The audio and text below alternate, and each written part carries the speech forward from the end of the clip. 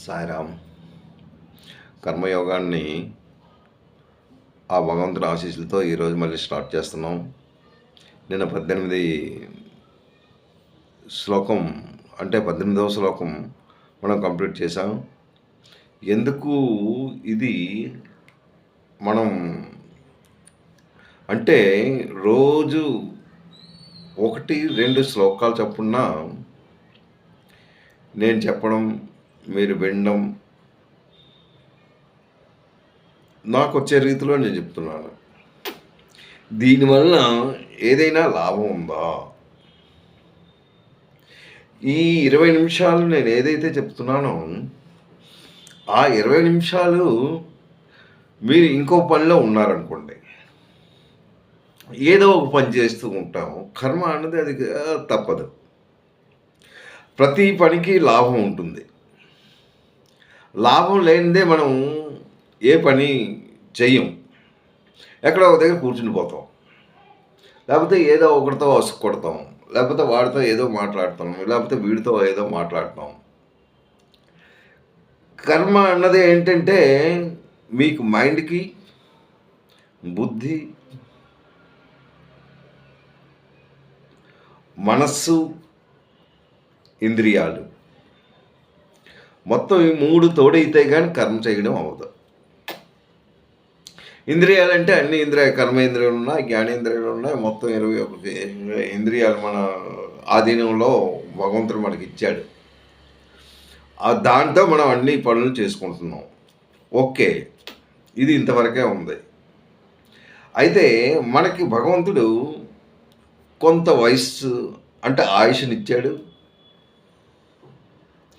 అలాగే ప్రతిరోజు మనం చేసే పని అవని, లేకపోతే ఏ కార్యక్రమాలు అవని, ఏదవని, ఒక చదువు అవని, లేకపోతే ఒక ఉద్యోగం అవని, ఏదో ఒక పని సర్టన్ టైం వరకు మనం చేయగలం. ఆ తర్వాత మళ్ళీ బాడీకి రెస్ట్ అవసరం. ఆ రెస్ట్ అయిన తర్వాత మళ్ళీ మామూలుగా మనం ఉంటాం. అయితే ప్రతి పనిలోనూ మనం ఏదైతే వేయాలనుకున్నాం, ఎగ్జాంపుల్ మనం ఇక్కడ కూర్చున్నాం, ఇక్కడ నుంచి లెగిచి బయటికి వెళ్ళాం. బయటికి వెళ్ళి ఏంటి అనుకుంటున్నాం, బయటికి ఎందుకు వెళ్తున్నాం అంటే మన మైండ్ పనిచేసింది ఏదో ఒకటి తేవాలి బయట నుంచి. దుకాణంకి వెళ్ళి ఏదో ఒక అగ్గి పెట్టామని, లేకపోతే ఏదవని బస్ వెళ్ళి అది మళ్ళీ మనం తెచ్చుకుంటాం. దేనికి మనం తెచ్చుకున్నాము అంటే ఇది మనకు అవసరం. మనం అక్కడికి వెళ్ళాము, దాన్ని తెచ్చాము, దాన్ని వాడుకున్నాము. ఇది దాన్ని మనం వెళ్ళినందుకు ఒక ఉపయోగకరంగా ఉంది. అది అంతవరకే మనం ఆలోచిస్తున్నాం. ఇది దేని గురించి వెళ్ళాము అంటే మన గురించే. మన సెల్ఫిష్. ఇన్ కేస్ నువ్వు కర్మ చెయ్యాలని ఉంటే నీ కర్మ వలన నువ్వు చేసే పని వలన ఇంకొకరికి ఉపయోగపడి ఉండాలి. అలా చేసినట్టుంటే అది సత్కర్మలు, అవి మంచి కర్మలు భగవంతుని రీతిలో. నెక్స్ట్ ప్రతి ఉదయం లేచిన మొదలు రాత్రి మళ్ళీ పడుకున్న వరకు మనం కర్మలు చేస్తూనే ఉన్నాం. ఇది పగలవుతుంది, ఇది రాత్రి అవుతుంది, పగలవుతుంది, రాత్రి అవుతుంది. మన వయసు, మన ఆయుష్ ఎంతవరకు ఇస్తే అంతవరకు మనం కొట్టాడుతూనే ఉంటాం. ఇది మామూలే. అలాగే ఒక రోజు గడాలి అంటే 24 గంటలు. ఈ 24 గంటల్లో 12 గంటలు రాత్రి అవుతుంది, 12 గంటలు పగలవుతుంది. రాత్రులు కరెక్ట్గానే మనం కొంతవరకు మనం పనిచేసి బాడీ అలిచిన తర్వాత కొంత రెస్ట్ అవసరం కనుక, అది భగవంతుడి నిర్ణయం కనుక దాని మీద మనం పడుకుంటాం. ఏదో బాడీని ఒక రెస్ట్ దీనిగా మనం ఉంటాం. అలాగనే అయితే నేను ఎందుకు ఇదంతా చెప్తున్నాను అంటే, ఈ 20 మినిట్స్ నేను చెప్తున్నాను. ఈ 20 మినిట్స్ మీకు ఇది వేస్ట్ అవ్వచ్చు, కానీ దీనివల్ల ఎంత ఉపయోగం ఉందో ఒకసారి మీరు ఆలోచించుకోండి. ఇది భగవంతుని తాలూకా వాణి. ఆయన ఏది చెప్పాడు? భగవద్గీత. గీత అన్నది మీ రాతను మారుస్తుంది. మీలో ప్రవర్తన ఎలా ఉండాలి, మీ ప్రవర్తనలో ఎలా చేస్తే బాగుంటుంది, ఎలా చేస్తే మీరు ఒక పాయింట్కి రీచ్ అవ్వగలరు అన్న విషయం భగవంతుడు నొక్కి నొక్కి నొక్కి నొక్కి చెప్తున్నాడు. కానీ మనం భోగం గురించి పరిగెడుతున్నాం. మన ఆనందం, okay, will enjoy enjoy enjoy enjoy enjoy, that much only. ఏంటి ఎంజాయ్? ఎన్నాళ్ళు ఎంజాయ్ చేస్తావు? లాస్ట్ మినిట్లో ఏటవుతుంది? నీ తాలూకా వయసు అయిపోతుంది, ఆ తర్వాత నీ జీవనం అయిపోతుంది. That is the end of your life. ఏటి సాధించావా అంటే జీరో. ఏటి సాధించావా అంటే నువ్వు అనుకుంటావు, నేను ఇదిగో 4 మేళ్ళు కట్టాను, 4 మిద్దెలు కట్టాను, 4 కార్లు కొన్నాను, నాకు బ్యాంక్ బ్యాలెన్స్ ఎంత ఉంది, అది ఉంది, ఇది ఉంది, ఇది ఉంది, అది ఉంది, మొత్తం ఇదంతా నాదే అనుకుంటున్నాం. కానీ తీసుకెళ్ళేది మాత్రం ఏమీ లేదు. అది మాత్రం నిజం. ఇది అందరికీ తెలిసిందే. వెళ్ళిపోయినప్పుడు ఏం తీసుకెళ్ళమని తెలుసు, కానీ వాడి తాలూకా ఆశలు పోవట్లేదు. ఇవన్నీ కంట్రోల్లో ఉంచడానికి, మీరు ఒక మంచి ప్రవర్తన చేయడానికి, ఒక మంచి దారిలో మీరు నడిపించడానికి భగవంతుడు మిమ్మల్ని తీసుకొని వస్తున్నాడు. దేని గురించి అంటే మీ భవిష్యత్తు. ఈసారి జన్మెత్తావు, కానీ నెక్స్ట్ జన్మ అంటూ ఉంది. నువ్వు చావు, ఓన్లీ ఈ శరీరమే పోతుంది. ఈ శరీరం పోతుంది, మళ్ళీ కొత్త శరీరం వస్తుంది. ఏదో ఒక శరీరం. ఆత్మకు చావు లేదని చెప్పాడు కదా. సాంఖ్యయోగంలో బుర్ర కొట్టుకున్నాడు ఆత్మ గురించి చెప్తూ 72 శ్లోకాలు. దాంట్లో మనం ఏంటో ఆలోచించాం? ఏమీ ఆలోచించలేదు. నథింగ్. అయితే ఇదంతా నేను ఎందుకు చెప్తున్నాను అంటే, మనం భగవత్ చింతనలో ఉండాలి కంపల్సరీ. భగవత్ చింతన అన్నది ప్రతి ఒక్కరికి, మానవుడై పుట్టిన తర్వాత మీరు ఇంత ఆనందపడడానికి కారణం ఎవరు అని మీరు ఊహించుకున్నట్టయితే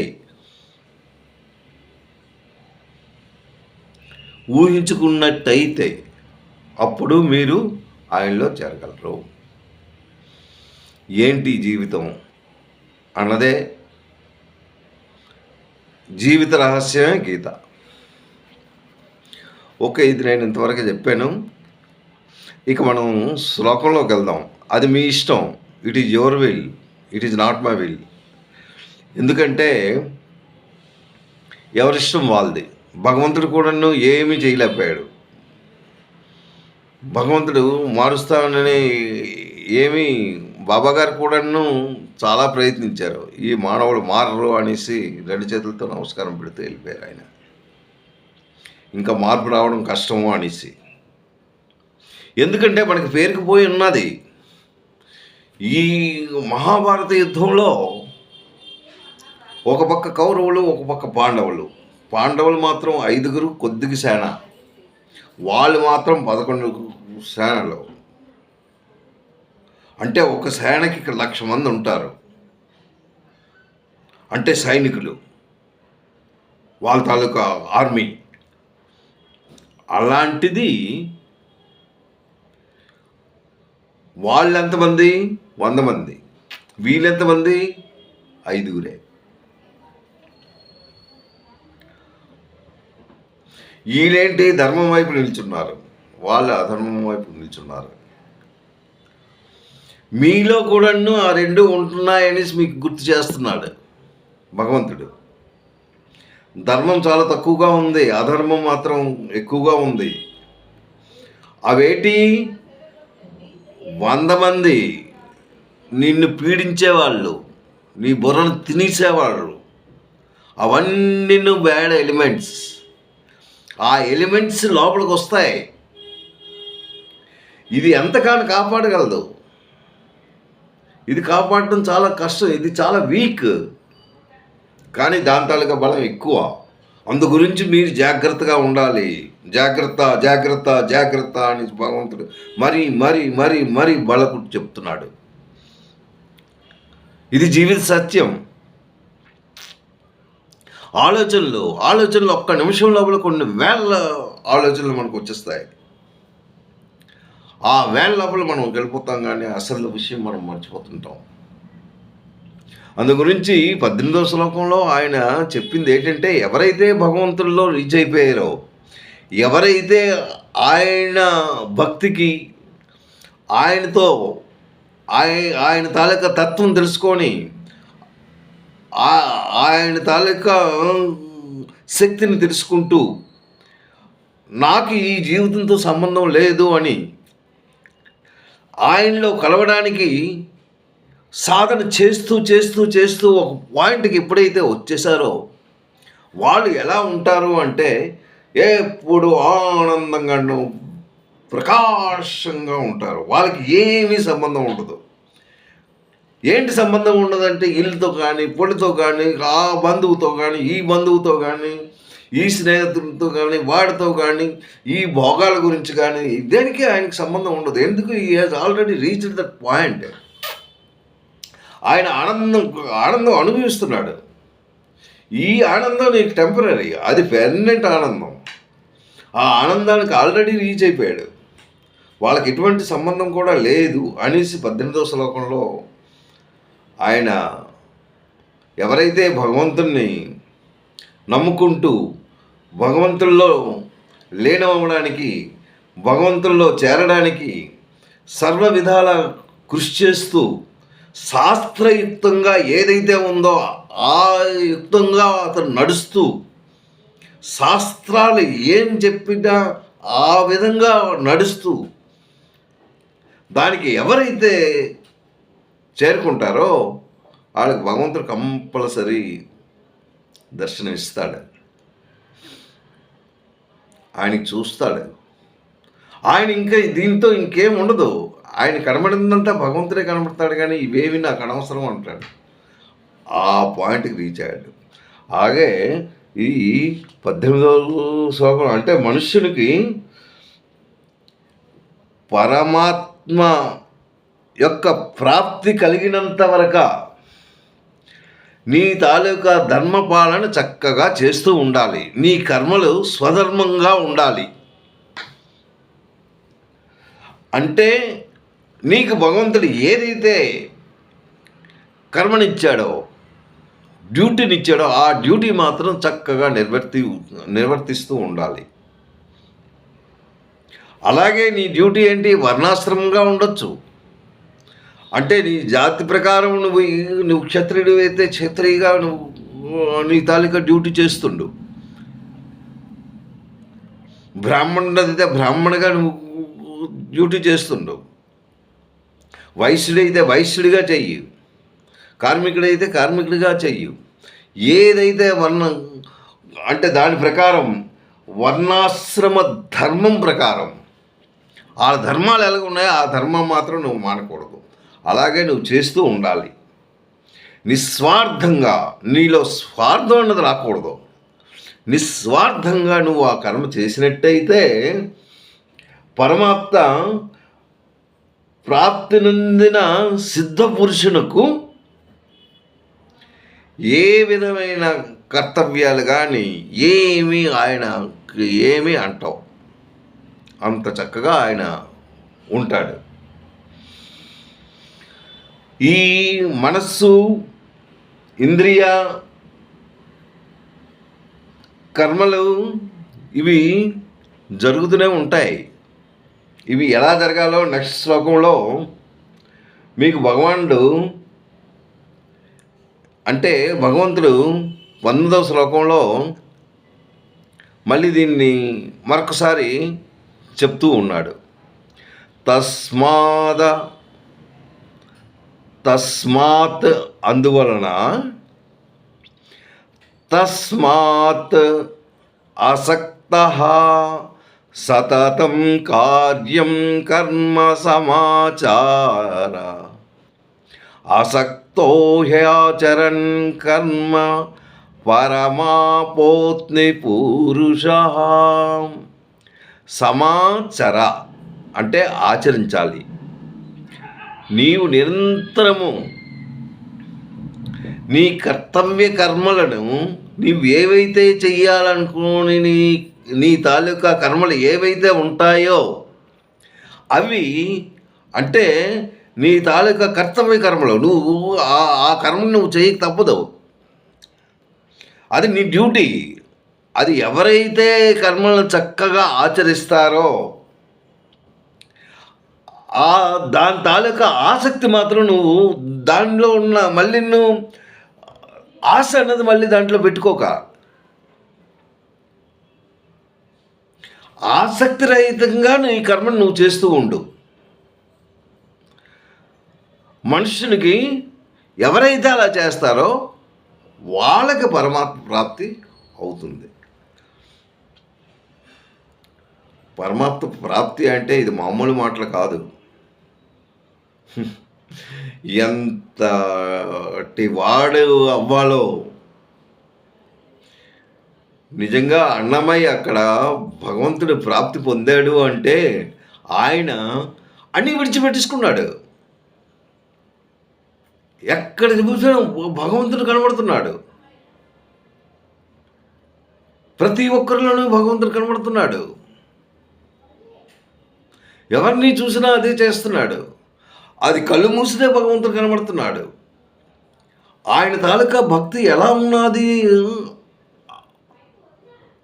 అది మనం చెప్తే అర్థం కాదు. అంటే ఆయన కర్మలు అలా చేస్తూ భగవంతుడిని చేరుకుంటూ భగవంతుల్లో ఒక ప్రేమని తీసుకున్నాడు, గ్రహించాడు. అందు గురించి భగవంతునే స్వయంగా ఆయన దగ్గరకు వచ్చి ఆయన్నేమో పూల రథం మీద తీసుకెళ్ళాడు. అంతటి మహానుభావుడు. అంటే అంత దీనిగా మనం చెయ్యాలి అంటే మనం అవసరమా? కానీ మనం మన ప్రయత్నాల్లో మనం ఉంటాం, ఉండమని కాదు. అయితే ఇప్పుడు కూడాను మనం ఏం చేస్తున్నాము అన్నది మనలో ఈగో ఒకటి ఈగో అదొక రాక్షసు అనమాట. ఆ రాక్షసతనం మనల్ని తినేస్తుంది. అది లేకుండా మనం చెయ్యాలి. అది లేకుండా ఆ ఈగోతనం పోతే మనం దేనికైనా రీచ్ అవ్వగలం. ఇక్కడ తస్మాత్ అసక్త సతతం ఎల్లప్పుడూ అంటే ఆసక్తి లేకుండా కార్యం కర్మం నీ కార్యకర్మాలు నువ్వు చెయ్యాలి. ఆసక్తి అను ప్రథమ అంటే సమస్త కర్మల యందును వాటి ఫలరూపములైన సమస్త భోగముల యందును ఆసక్తిని విడిచిపెట్టాలి. ఈ భోగాలు ఒకటి మనకు తినేస్తున్నాయి కదా, ఈ భోగాలను వీడాలి. ఆసక్తి అంటే ఆశ అన్నది ఇంకా విడిచిపెట్టేయాలి. సమస్త కర్మ వాటి ఫలరూపములు ఏదైతే ఫలాన్ని అందించి మనం కర్మ చేస్తుంటే ఏదైతే దానికి ఫలం వస్తుందో అది మనం విడిచిపెట్టేయాలి. ఆసక్తిని వీడి కర్మలను ఆచరింపమని, ఆ కర్మలే చేయమని కృష్ణుడు అర్జునుడికి చెప్తున్నాడు. నువ్వు కర్మ చెయ్యి, కానీ దాని తాలూకా చెయ్యి. ఎందుకు ఇలాగ అంటున్నాడు అంటే అక్కడ అర్జునుడు నాకేం అవసరం లేదు అనేసాడు.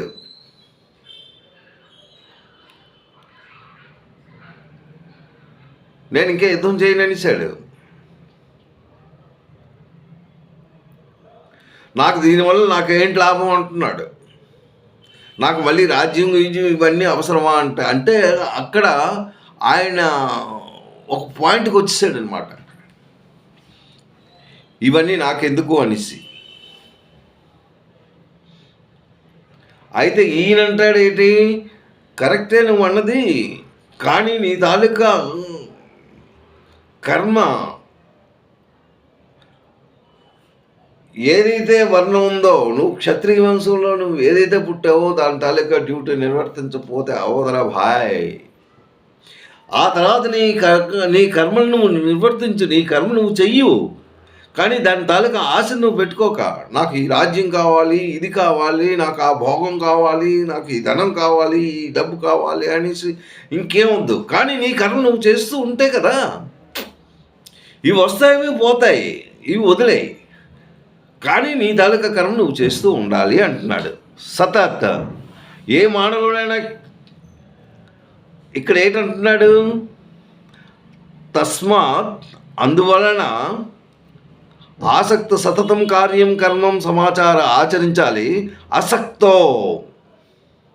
అసక్తో హ్యాచరన్ కర్మం పరమమాప్నోతి పురుష.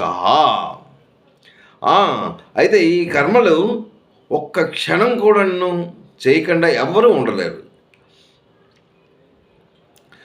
కర్మ నీ పోషణార్థం చేస్తూ ఉండాలి, మంచి కర్మలు చేయాలి, ఆసన్నది వీడాలి, ఆసన్నది వీడుతూ నీ కర్మను నువ్వు నిర్వర్తిస్తూ ఉండాలి. నీవు నిరంతరము ఆసక్తిరహితమైన కర్తవ్య కర్మలను చక్కగా ఆచరించు. అంటే నువ్వు నీకు ఆశ లేకుండా ఉండాలి. ఆ తాలూకా కర్తవ్య కర్మలను నువ్వు చేస్తూ ఉంటే నీ ఆశ అన్నది లేకుండా నువ్వు కర్మలు చేస్తూ ఉండు. ఆ ఆసక్తి మీడి కర్మలను సదా ఆచరించి ఎప్పుడైతే ఎప్పుడు నువ్వు ఇలాగ ఆచరిస్తావో అప్పుడు నీకు పరమాప్త ప్రాప్తి కలుగుతుంది. కర్మయోగ ఫలము అంటే ఈ కర్మయోగం తాలూకా ఫలం ఎలా వస్తుంది? నీ ఆసక్తిని త్యజించేయాలి. నాకు అవసరం లేదు ఇవి, దీని తాలూకా ఫలితాలు నాకు వద్దు, కానీ నా కర్మ నేను చేస్తున్నాను.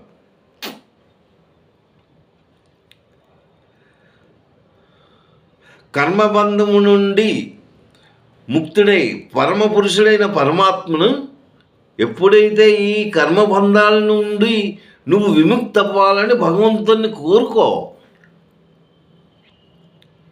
ఇది విముక్తి కావాలంటే భగవంతునిలో చేరితే కానీ నీకు విముక్తి రాదు. ఈ కర్మలు చేస్తూనే ఉండాలి. ఎప్పుడైతే ఇవన్నీ విడిచిపెట్టేస్తావో అప్పుడు నువ్వు ఆయనలో చేరుకోగల స్తోమత నీకు కలుగుతుంది అన్న విషయం 19వ శ్లోకంలో చెప్పాడు. 20వ శ్లోకంలో కర్మైణైవ సంసిద్ధం అస్థితా జనకాదాయ లోక సంగ్రాహమేవాపి సంపశ్యన్ కర్తుమర్హసి. ఇక్కడ జనకుడిని తీసుకొచ్చాడు. జనకుడు మామూలైన వాడు కాదు, జనక మహారాజు. ఆయన మంచి కర్మలు చేశాడు, చేస్తూ భగవంతుని ప్రాప్తి పొందాడు. ఆ ఒక్క జనక మహారాజే కాదు, జనకుడు, అశ్వపతి, ఇక్ష్వాకుడు నెక్స్ట్ ప్రహ్లాదుడు కూడా కర్మలు చేయలేదా? ఎన్నో కర్మలు చేశాడు. ఆ కర్మ చేస్తూ భగవంతుని చేరుకున్నాడు కదా ప్రహ్లాదుడు. అంబరీషుడు ఆయన కూడా అంతే. అంబరీషుడు వీళ్ళందరూ మహానుభావులు. వీళ్ళు కర్మను చేస్తూ భగవంతునిలో చేరుకున్నారు. అందుకే ఇక్కడ జనక మహారాజు అన్నాడు కర్మణైవాహి సంసిద్ధం అస్థిత జనకాదయ. అంటే జనకుడు లాంటి వాడు అనమాట. జనకుడు మొదలగు జానులు కూడా ఆసక్తిరహితముగా కర్మలను ఆచరించి, అంటే వాళ్ళకి ఆశ లేకుండా కర్మలను ఆచరించారు. వాళ్ళు అలాగ ఆచరించారు కనుక వాళ్ళు పరమసిద్ధిని పొందగలిగారు అన్న విషయం మనం తెలుసుకోవాలి. ఈ శ్లోకం నేను నెక్స్ట్ మళ్ళీ 20వ శ్లోకం ఇది నేను రేపు చెప్తాను. సాయిరామ్. తప్పులుంటే మాత్రం క్షమించాలి. ఎందుకంటే చాలా ఉండొచ్చు. ఇవన్నీ సాంస్క్రిట్ వర్డ్స్. ఇదంతా భగవంతుని తాలూకా వాణి. నా తప్పన ఇది అందరూ నేర్చుకోవాలి అని, నాకేదో వచ్చేయాలని, నాకు పెద్ద పేరు రావాలని మాత్రం నాకు కాదు. నేను ఇదే కాకుండా రోజు శ్రీకాకుళం సమితిలో రోజు నేను ప్రవచన ఇస్తున్నాను. అది భగవద్గీతే. ఒకటో అధ్యాయం అయిపోయింది. అది 47 శ్లోకాలు. రోజుకి 2 శ్లోకాలు చెప్పున్నా చక్కగా వింటున్నారు. అందరూ సీనియర్ సిటిజన్సే. వాళ్ళు ఎంత పుణ్యాత్ములో చాలా చక్కగా వింటున్నారు. ఇది రోజు అక్కడ కూడా చెప్తున్నాను. ఇక్కడ నేను ఆన్లైన్లో నా మనసులో ఏదైతే ఉందో అందరూ ఇది వినాలి అని, ఈ గీతను నేర్చుకోవాలని, మీ తాలూకా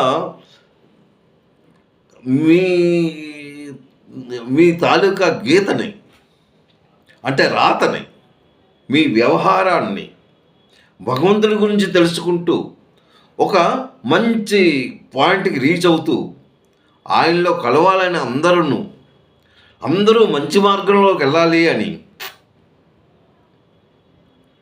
అందరూ హ్యాపీగా ఉండాలి అని, ఆనందంతో ఉండాలి, ఈ భోగాలు వీడాలి.